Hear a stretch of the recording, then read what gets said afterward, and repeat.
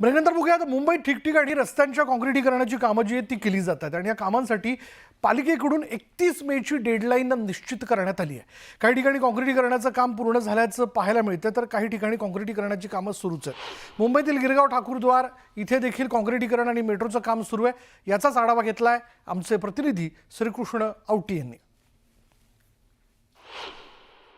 जब फुटपाथ पे चलते हैं तो आगे तोड़ा हुआ मिलता है, नीचे उतरो वापस आगे जाकर ऊपर चढ़ो, नीचे उतर के चलते हैं तो ऐसा पीछे से गाड़ी आता है कोई ठोक देता है। स्कूटर वाले को बोलते हैं भाई जरा संभाल के चला तो बोलता है ए बुड्ढा ऊपर चल। ये इतना दादागिरी करते हैं लोग, सब गुंडागिरी का काम चल रहा है। चलो काम हो रहा है, हम लोग सीधा सीधा समझो जा रहे हैं तो भी उनको तकलीफ है। ये कभी पूरा होगा, कम से कम फुटपाथ तो ठीक करे। जिस फुटपाथ पे मैं खड़ा हूँ वो फुटपाथ आप देखिए पूरी टूटी हुई है। कोई इसका रिपेयरिंग का जब इनको मेट्रो वाले पे जो खड़े रहते हैं उनको बोलते हैं तो बोलते हैं कि ये हो रहा है।